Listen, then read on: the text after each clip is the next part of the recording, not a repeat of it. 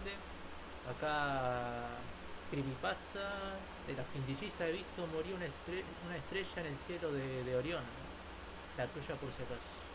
A ver. Medio raro el título, pero parece... O sea, si yo veo este tipo de título, puede ser un buen creepypasta, la verdad.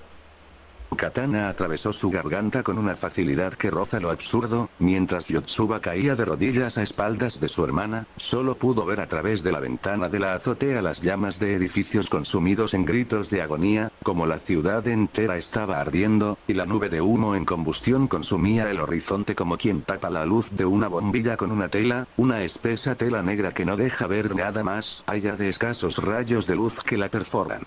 En esos breves instantes antes de que su cerebro dejara de razonar, pensó detenidamente en lo que había pasado, como Miku había partido a 3 de sus hermanas con una dificultad prácticamente nula, dicho así, era irrisorio pensar que ella podría haber conseguido escapar. Nunca entendería por qué Miku habría hecho eso, ni siquiera se puede decir que fue amor, porque Futaro cayó el primero, y eso iba en sentido literal. Miku le cerró la boca de una patada, partiéndosela en el acto, situados en la entrada del hotel, cuando trató de preguntarla dónde había estado durante el terremoto que había sacudido la ciudad. Quizás debieron sospechar del sable que ahora portaba, o las ropas cubiertas en sudor y polvo que traía puestas. Hay personas que simplemente son un enigma. Pero definitivamente con aquella quintilliza era algo personal, la había agarrado del pelo con una mano, y de un salto había subido 30 pisos para luego tirar su cuerpo a través de la ventana de la azotea, tras impactar directamente contra el vidrio y tirada en el suelo, ni siquiera se dio cuenta que Miku se había situado ya detrás de ella, aunque con los ojos hundidos en sus cuencas tras subir a tanta velocidad, tampoco hubieran sido útiles. Miku alzó su acero consumido en lumbre, y dejó que el fuego arrasara el lugar, junto al cadáver de su hermana, y los recuerdos de esas inolvidables vacaciones. 3 segundos.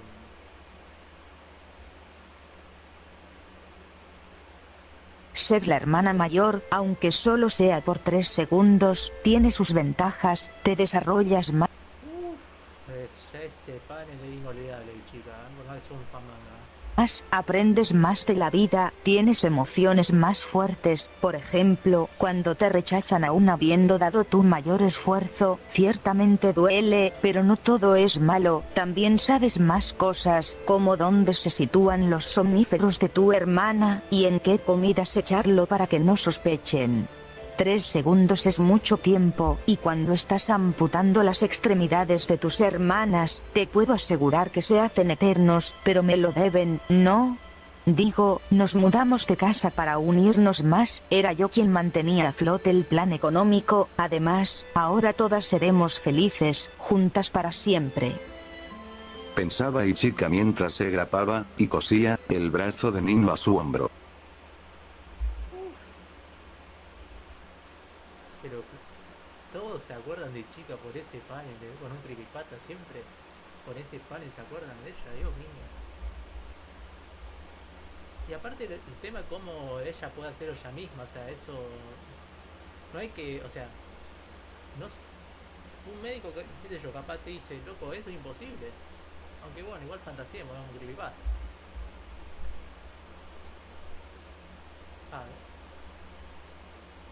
¿Cuánto crees que pedirán por el rescate? ¿Al millonario ese?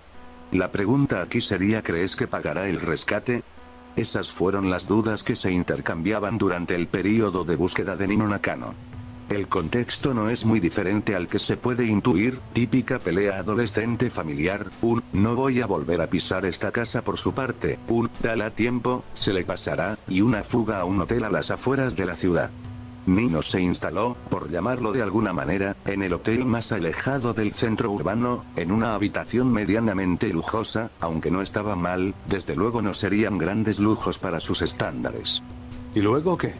Nada, la cámara de seguridad solo la captó entrando a su habitación, y lo próximo que volvió a entrar por esa puerta fue su hermana Miku, que se había hecho pasar por ella, citándola textualmente. Estoy acostumbrada a que Nino haga estas cosas, debido a que somos quintillizas me suelo hacer pasar por ella para pedir las llaves en recepción con la excusa de que se me olvidaron, y esperar hasta que Nino vuelva a entrar para hablar con ella.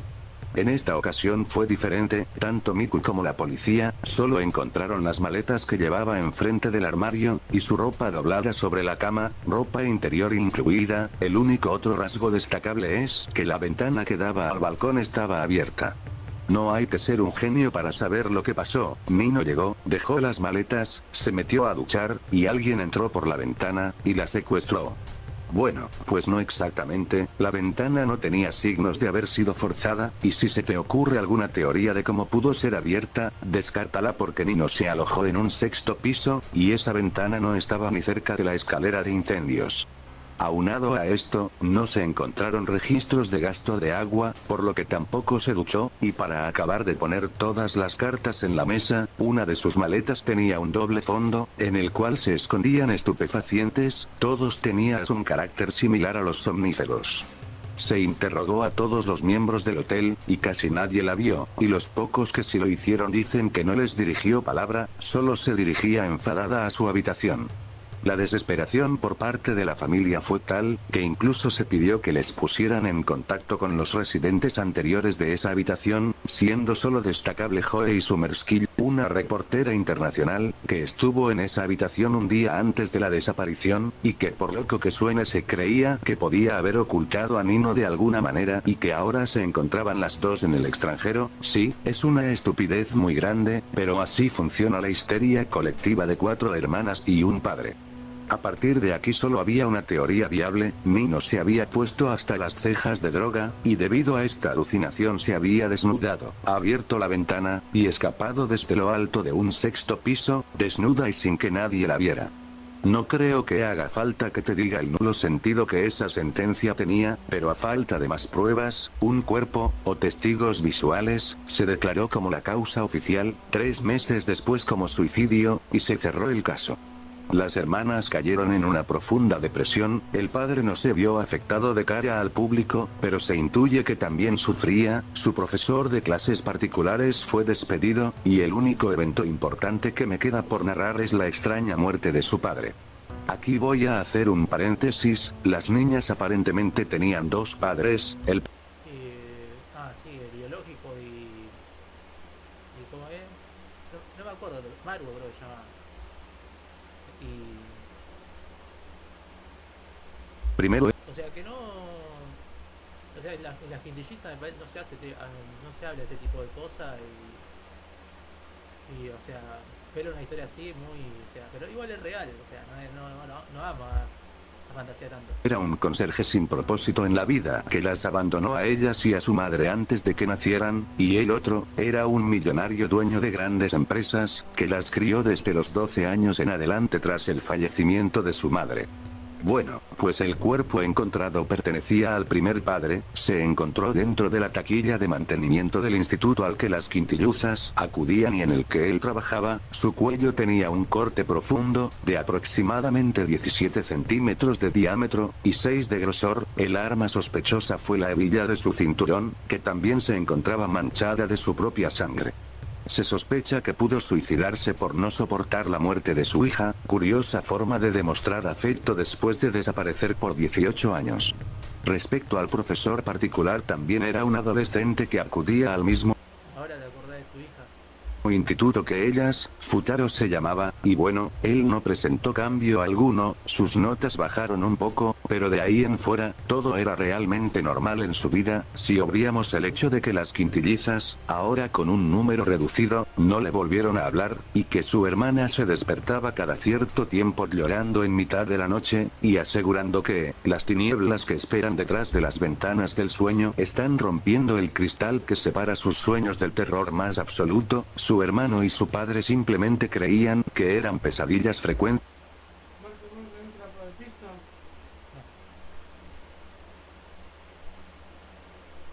porque habría visto un hermano y su padre simplemente creían que eran pesadillas frecuentes porque habría visto una película de terror a escondidas, o quizás solo la había visto anunciar, y su subconsciente se había encargado del resto del trabajo. Por suerte o por desgracia para ellos estas Puede pasar. pesadillas La película de terror, mirá un tráiler o una película en sí y después te empezás y ya es. llegarían a su fin el día de antes de la graduación de su hermano. Esa noche, Raiya soñó que montaba a lomos de un unicornio dorado, mientras recorría un paraje de ensueño, hasta llegar más allá del horizonte y extenderse por unas dunas infinitas, pero algo pasó, de repente el unicornio fue frenado el paso, hasta dejarla bajo un cielo azul claro, casi sin nubes, y se escuchó un golpe, similar a cuando una piedra golpea un vidrio y lo parte, y se volvió a escuchar, esta vez con más potencia, y otra vez, a la par de que aumentaba el eco de los golpes, el cielo se tenía de lila, el unicornio se comprimía a sí mismo desde su interior, como si una fuerza juntara sus intestinos, y las dunas poco a poco se convirtieron en carbón.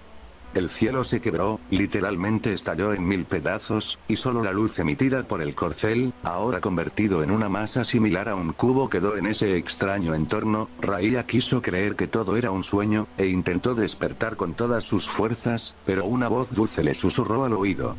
Ayuda por favor, toda la luz de este mundo ha sido consumida por el unicornio, solo tú eres la elegida para resolver la caja puzzle y acabar con este corredor al infierno. A Raiya la cegó el buen corazón antes que el peligro, y ejerció presión sobre el mecanismo de la caja puzzle, de forma que esta pareció accionarse sola, y tras girar un par de veces su mecanismo, se dio por terminado el proceso, restableciendo el orden tal como se veía antes, con la diferencia de que ahora alguien más estaba con ella.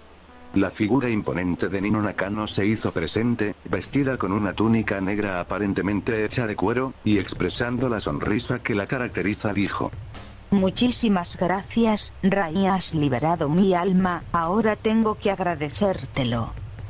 La niña estuvo muy feliz ante esas palabras, y le preguntó a Nino qué la daría, a lo que la joven contestó: Podría darte un caramelo, pero sería una felicidad temporal, podría darte dinero, pero también sería temporal, ¿qué demonios? Podría darte el sol. La mano de la quintilliza se alzó, y tal y como si hubieran quitado la distancia astronómica que lo separaba de la Tierra, pudo atraparlo con la mano, sus dedos cubrieron la superficie de la estrella y poco a poco el mundo se volvió a oscurecer. No, querida amiga, yo te voy a dar algo más, te voy a dar la única cosa que crece al repartirse, dolor, dolor infinito, y tú aprenderás a amarlo. Fueron las últimas palabras de Nino antes de destruir el sol, y generar una supernova que arrasó con todo el sueño, y condenó el alma de la pequeña, a un lugar que es mejor no imaginar. Futaro se levantó por la mañana, se dirigía a despertar a su hermana, grande fue su sorpresa al ver que las pesadillas le habían hecho presa de los miedos otra vez, tanto que mojó la cama. Es una forma cruel de decir que el cuerpo de Raiya se encontraba colgando del techo, un gancho unido a una cadena de varios eslabones la mantenían suspensa, el hierro había atravesado su cuello, y las gotas de sangre recorrían de la garganta hasta los pies, goteando y manchando el futón. Antes de caer inconsciente por el colapso emocional que esa escena le causó, Futaro pudo ver escrito con sangre en la pared: me alegro de que hayas aprobado, pero tu hermana está suspensa. A la mierda. Un pasado desconocido no justifica una victoria.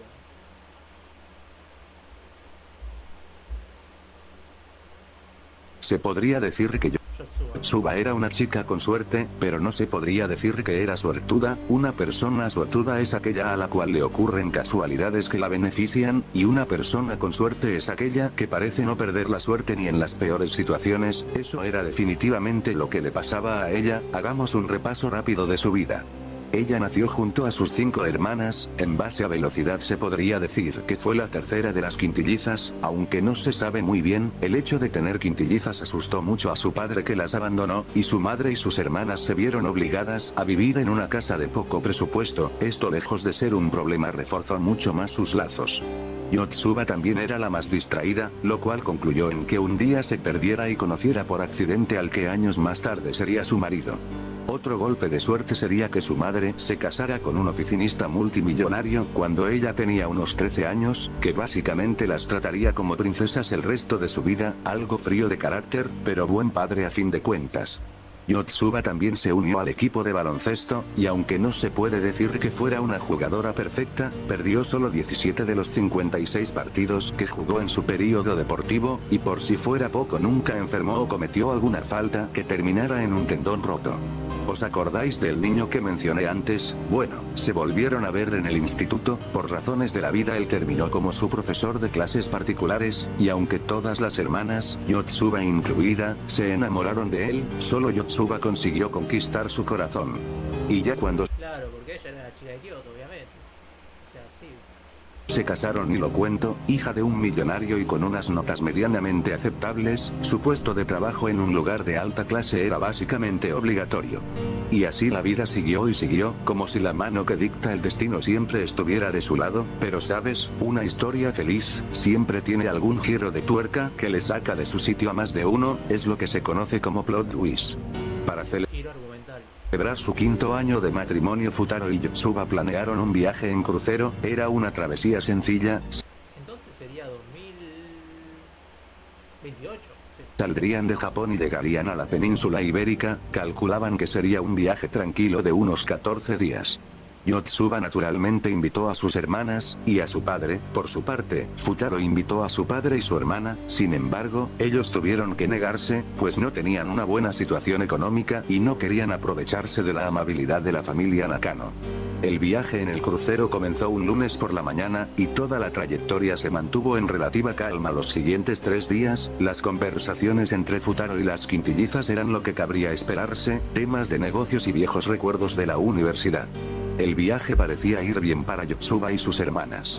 Un dato curioso, ¿sabían que aún existen ataques piratas?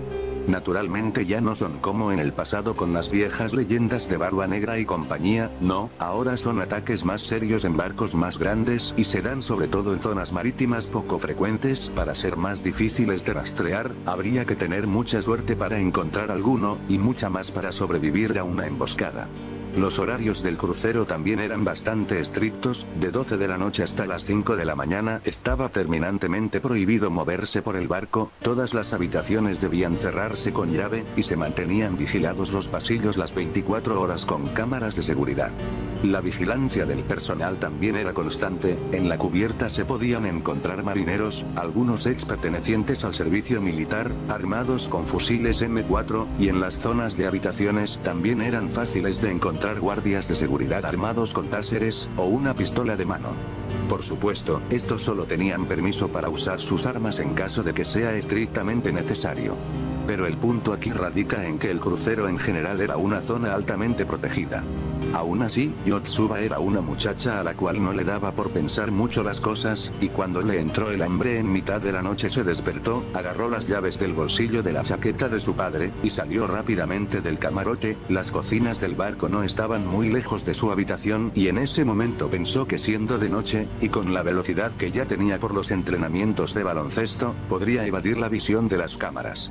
Cuando llegó a las cocinas del barco encontró la puerta abierta, en verdad los cocineros no se preocupaban por comprobar si se había cerrado bien la cerradura, simplemente pensaban que siendo un barco con tanta seguridad, nadie sería tan ingenuo como para ir a la cocina por la noche. Por suerte para Yotsuba, ella sí era tan ingenua y con un pensamiento similar a si nadie lo ha intentado nunca, entonces no se esperaran una primera vez, tal vez, si hubiera analizado bien el escenario, debería haberse preguntado por qué no se encontró ningún guardia de seguridad en los 4 pasillos previos a las cocinas, o porque el sonido de las olas chocándose contra el barco se escucha más bien como sonidos de disparos, pero simplemente esa no era su necesidad, y no le dio importancia, solo llegó a las cocinas, tomó unos cuantos postres, y miró con cara de sorpresa la gran cantidad de agua que entraba por la puerta que hace unos minutos solo era una puerta de entrada. Supongo que para este punto ya habrás llegado a la conclusión por tu cuenta, pero efectivamente, un grupo de piratas, posiblemente filipinos, atacaron el crucero. Mediante un comunicado se puso a todo el personal en cubierta. Fue un asalto brutal y sangriento, pero los miembros del barco consiguieron abatir a gran número de los piratas, aunque esto no detendría a los piratas, que en una jugada desesperada estrellaron su barco contra el crucero. Fue un impacto en la zona frontal y los daños generados, entre otras cosas, rompieron los los sistemas que se encargaban de la comunicación por megafonía, y así mientras el barco se hundía los guardias pensaron lo fácil que sería decir que ellos sobrevivieron porque consiguieron subir a un bote mientras el barco se hundió, a comparación de tener que ir corriendo por los pasillos llamando a las personas, esperar que estuvieran listas y preparar todos los botes salvavidas. En pocas palabras, prefirieron irse con lo puesto por su propia comodidad. Por supuesto, el sonido de un barco chocando contra otro no es algo que pase desapercibido, y cuando gran parte de los pasajeros se despertó y fue a cubierta para ver qué había sucedido, los guardias ya hacía un buen rato que se habían marchado. Ante este final, algunos lloraron. Me parece que esto vas a acordar el caso del MTS Océano, me parece el barco que se hundió. El capitán se había tomado el palo y no sé, un pasajero había dado un comunicado para que vayan a rescatarlo. Parece que era él, creo que fue en los 90, sí. Otros se echaron las culpas entre ellos, incluso hubo quien simplemente lo aceptó.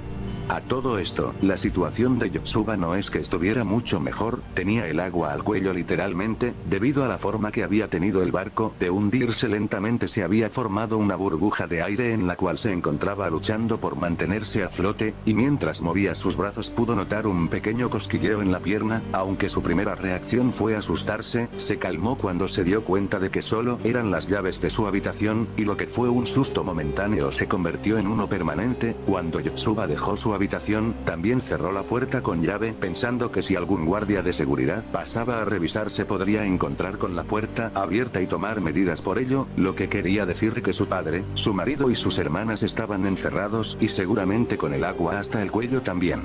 La quintilliza sacó fuerzas de donde no tenía e ignorando el agua helada y las presiones del mar, tomó Mirá vos, no sé, no, boludo. Qué cagada, boludo. Hay veces que lo preguntamos mal, boludo, por tipo, lo preguntamos en una situación de fantasía, así. Y lo preguntamos, loco, ¿para qué mierda hicimos eso? Loco, ¿para qué mierda tuve que ir hasta allá? Qué sé yo, a comer postre, no sé, boludo. Ay, no, boludo, ahí sí. Ay, Yotsuba, la puta madre. una bocanada de aire, se impulsó en la pared y fue nadando lo más rápido que pudo de vuelta a su habitación. Recorrió los 4 pasillos en completa oscuridad y con una temperatura que fácilmente oscilaba entre los 10 grados centígrados, solo para llegar a la que creía era la puerta de su habitación. Introdujo las llaves y giró con tanta fuerza la cerradura, que las llaves se partieron. La rabia que Yotsuba acumulaba por su despiste se juntó con la impotencia que sintió y se manifestó en un ataque de patadas continuas a la puerta. Incluso pudo sentir como sus pies sangraban por cada golpe que daba contra esa puerta de metal, pero si conseguía salvar a su familia entonces valdría la pena. Al final el efecto de sus golpes sumado a la corrosión que generó la sal marina en las bisagras de la puerta le permitieron echarla abajo, e impulsándose con sus manos en el capitel pudo llegar hasta una burbuja de oxígeno que se había formado en la parte superior del camarote.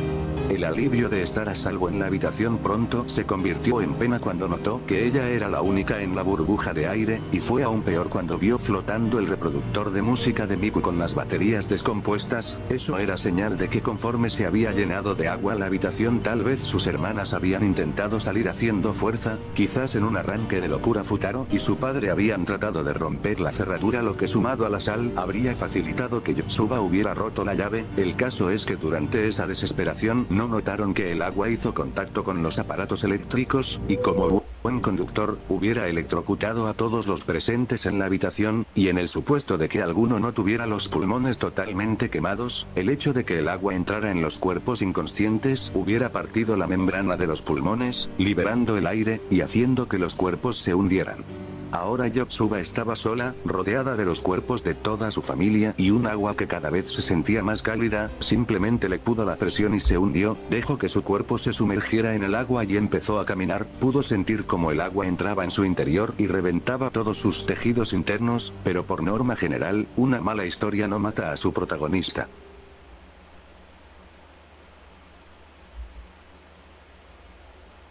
Nice. Ay, ay, ay. No sé qué decir, la verdad.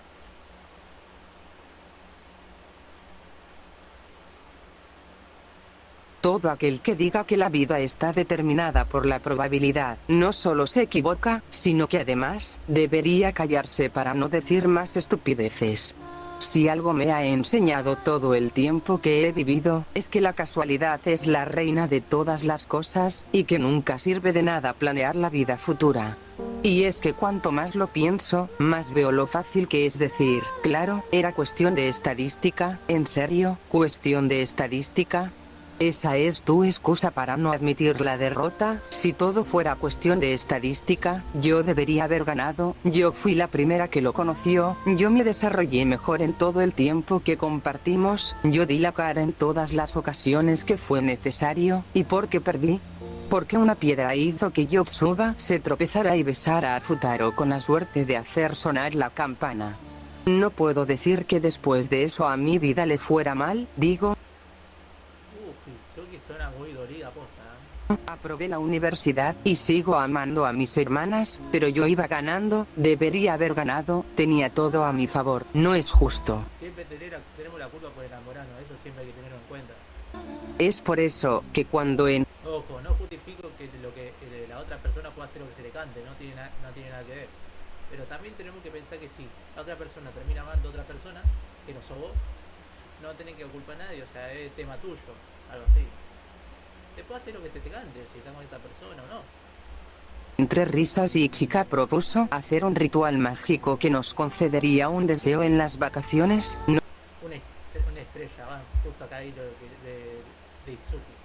No lo pensé mucho. O sea, lo adorno el pelo. Claro, total, rituales de ese estilo eran más como las típicas pruebas del miedo que están hechas para... Y es más, encima que las estrellas, o sea, la luna y la estrella, o sea, por eso se llama Itsuki. Para reforzar el amor en una pareja, y esas cosas nunca funcionan, pregúntenle a Nino. El ritual era sencillo, para cambiar tu pasado tienes que dejarlo atrás, y para ello quemar aquello que consideres más importante. Ichika tiró su CD edición especial de su primera película, Yotsuba tiró su vestido de boda, Nino tiró su antiguo teléfono móvil, Miku tiró su primer par de cascos, y yo tiré la peluca que usaba para... Me encantaría los auriculares de Miku, la verdad. Para hacerme pasar por la persona que no era. Después de 5 minutos, todas pedimos un deseo, y cuando quisimos darnos cuenta, Miku se desmayó, el humo que emitía el fuego por la combustión de los cascos parecía haber causado un humo tóxico. Intenté acercarme para socorrerla, pero Ichika fue la segunda en caer, seguida de Nino y Yotsuba, y así, antes de que pudiera gritar, el humo también se introdujo en mis pulmones y sucumbí al desmayo.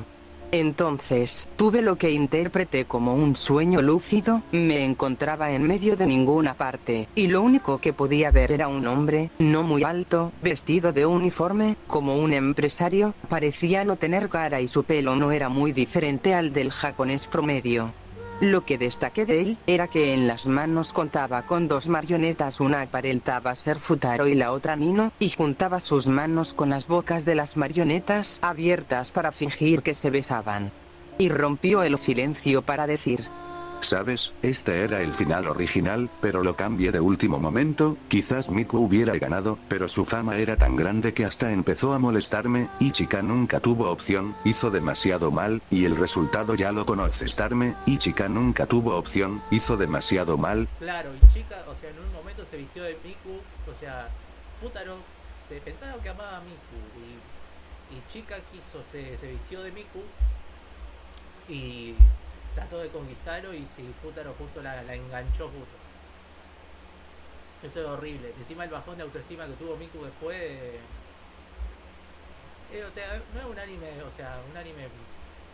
horrible, pero en viéndolo en un sentido emocional sí es horrible, la verdad. Que tu propia hermana te está haciendo eso. Y el resultado ya lo conoces. No sabía que... Si al fin y al cabo que eligiera Futaro, no era... O sea, prácticamente, básicamente se resume, entre comillas, se desarrollaron todo, está todo bien, las hermanas, todo eso, pero o sea, no quita que es un anime donde se ve que cinco hermanas indillizas se pelean por un pibe, indirectamente. Era la entidad que me miraba, pero por su forma de ser, pensé que solo era una ilusión causada por el fuerte golpe en la cabeza que me habría dado, hasta que dijo: De toda entidad que me miraba, pero por su forma de ser, pensé que solo era una ilusión causada por el fuerte golpe en la cabeza que me habría dado, hasta que dijo: De todas formas, un trato es un trato, disfruta de tu día especial. Cuando desperté me encontré a mis hermanas vestidas igual que yo, con un vestido de novia largo y claro, pues como cualquier otro, claro, supongo que esta era la prueba final que íbamos a hacerle a Yotsuba. Quizás la alucinación me traía ahora de vuelta los recuerdos más fuertes, y hubiera seguido creyendo así de no ser porque yo era la única que sostenía un ramo, y todas mis hermanas tenían una peluca similar a mi cabello. Tardé un poco en darme cuenta, pero mi deseo se había cumplido, ahora era yo la que iba a casarse con Futaro, y sí, hubiera sido un final feliz, es más, estoy segura que para él lo fue, vivimos una bonita vida como pareja, e incluso tuvo una muerte natural, por lo que se puede decir que dentro de lo que cabe murió feliz.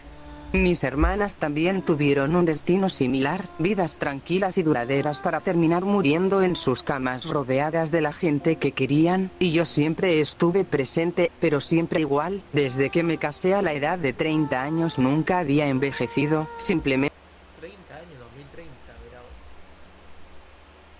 2030, verá. el efecto del tiempo dejó de afectarme. Vi nacer, crecer y morir a varias generaciones de la descendencia de mis hermanas, llegó un punto en el cual simplemente se olvidaron de mí, y yo les perdí la pista, es más, llegó un punto en el que yo misma me perdí, y nadie vino a buscarme, según el mundo era imposible que alguien viviera tanto tiempo, y las cosas imposibles no existen, por lo que en un punto la gente simplemente empezó a negar mi existencia, y conforme el tiempo perdía importancia, también lo hacía el espacio, hasta llegar al punto de no retorno. Me olvidé de todo y de todos, pero yo quería recordaba el fuego, y lo manifesté en una historia. Recordaba nuestra unión, y lo manifesté en una historia. Recordaba la importancia y riqueza de nuestra familia, como una cadena de oro, y lo manifesté en una historia. Recordaba cómo me asfixiaba por el humo, y cómo eso no me mató, y lo manifesté en una historia. Y así, cuanto más lo pensaba más me negaba a olvidar, pero no podía recordar con claridad, y bien dicen que se recuerda más un trauma que un halago, así que lo cambié, lo enfoqué de manera diferente, así di origen a relatos macabros que repetía una y otra vez, para no olvidar a las personas más importantes de mi vida, hasta que, me acordé de alguien más importante, y así, ese señor de las marionetas que en el pasado fue considerado una simple ilusión, se manifestó ante mí. Supongo que ya lo has entendido, no puedes cambiar lo que ya está hecho, y tratar de hacerlo solo te llevará a guardar rencor innecesario. Le eché una leve sonrisa, tenía razón, en cierto modo, querer reducir todo a argumentos y posibilidades que no pasaron, solo nos encierra dentro de un ciclo sin sustento, comprenderlo me hizo darme cuenta de que en cierto modo, solo somos frutos de la casualidad, sí, quizás la historia no acabó como yo quería, pero, ¿y qué? ¿Qué hay de todos esos momentos de felicidad que me presentó? ¿Qué hay de ese suspense que me mantenía con ganas de más? Sí, todo acaba, y puede que no nos guste el resultado, pero siempre podremos crear nuestra propia historia, claro, eso no cambiará lo que ya está hecho, pero sí nos permitirá aprender de ello. Dejemos de valorar la estadística como una verdad absoluta para algo tan carente de verdades como es la vida misma. Como dice la canción, lo tan carente de verdades como es estadística como una verdad absoluta para algo tan carente de verdades como es la vida misma. Como dice la canción.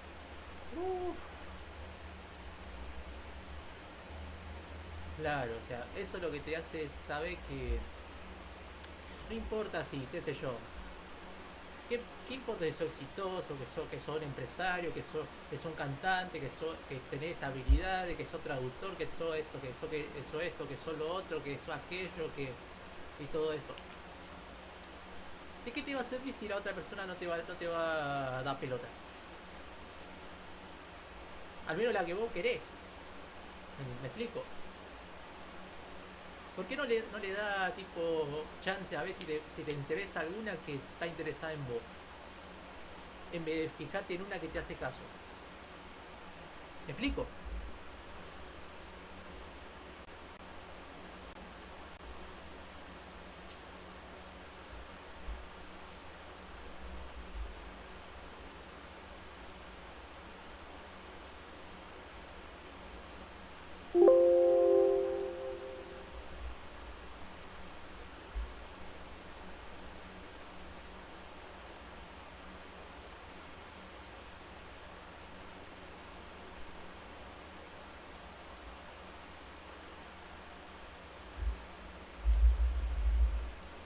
Somos frutos de la casualidad, sí, quizás la historia no ha cierto modo, solo somos frutos de la casualidad, sí, quizás la historia no acabó como yo quería, pero, ¿y qué?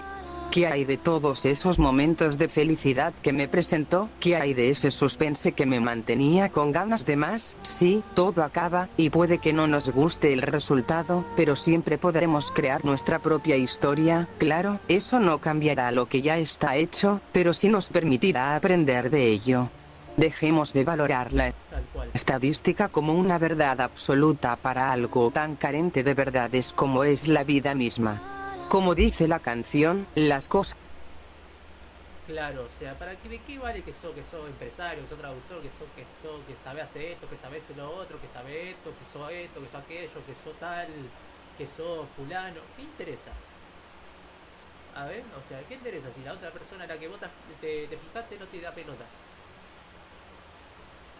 ¿Qué importa? O sea, eso que quiere decir, ¿qué importa la estadística? O sea, ¿qué importa la habilidad que tenés? ¿Qué importa cómo sos? ¿Qué importa esto? ¿Qué importa cómo sea? La otra persona, si no se siente de esa forma con vos, no se puede. Men. Para la chica también. ¿Qué importa? O sea, el tema que. O sea, puede ser esto, puede ser exitoso, que esto, que el otro, y se puede elegir un. ¿Cómo se dice? Un chorro se puede elegir. ¿Por qué? Porque le produció emociones, según ella, pero bueno. No, o sea. No, o sea. Tipo que no es que yo estoy diciendo que es fácil, o sea, es triste, sí, pero es nuestra culpa al final, porque nos enamoramos de alguien que o nos dio la señal equivocada, o sabiendo que no siente lo mismo por nosotros, nos fijamos igual. Ya sé que a veces no tenemos la culpa, que eso es lo peor.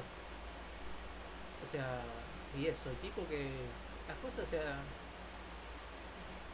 a veces es mejor darle chance a las personas que están interesadas en vos, en vez de perseguir a alguien que no te quiere. Del menos del modo de que vos querés que te quiera. En este caso, que te amen. Como pareja, así. O sea, tipo igual. La verdad, o sea. De verdad, o sea. A mí me fijé en personas que no valían la pena en lo absoluto. Que. O sea, tipo. O sea, no importa lo exitoso que sea, no soy exitoso, o sea, me va bien, pero no soy exitoso. O sea, me va bien, pero tampoco, o sea, tipo, en otro sentido no me va bien, pero bueno. No importó que yo sea, según ellos, sea exitoso, que sea bueno, sea en todos los sentidos que ustedes se puedan imaginar, según ellos. Que aprenda los errores y todo eso, ¿de qué vale si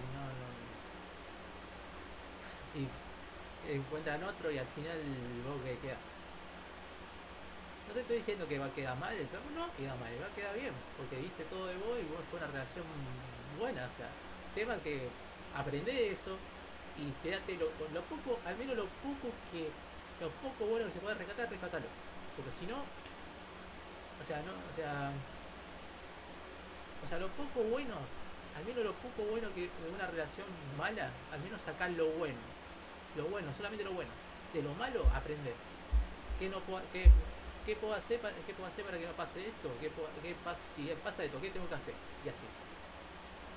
Esto es lo que te quiere decir Tsuki. Más o menos es una metáfora, pero pega, ¿eh? La verdad. Así que bueno. son como son, no como dicen que eran. Entenderlo me hizo las cosas son como son, no como dicen que eran. Entenderlo me hizo ascender, y ahora tengo el poder de modificar las historias. Sé que nunca tendrán tanta importancia como la real, pero es saber eso lo que me hace seguir creando 1000 universos disparatados. Sí, lo más importante es vivir la vida sin hacer daño a nadie, pero un par de historias disparatadas también son necesarias para ser feliz. Les ha hablado Itsuki, y les desea buenas noches.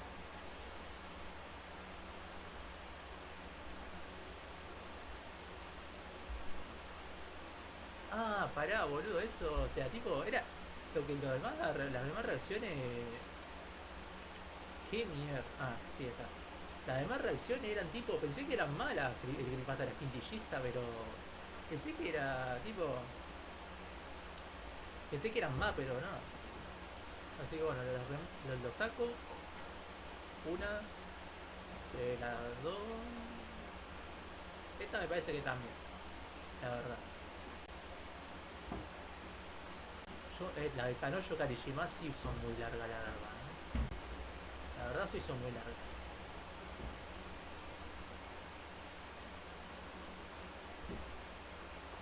Así que bueno.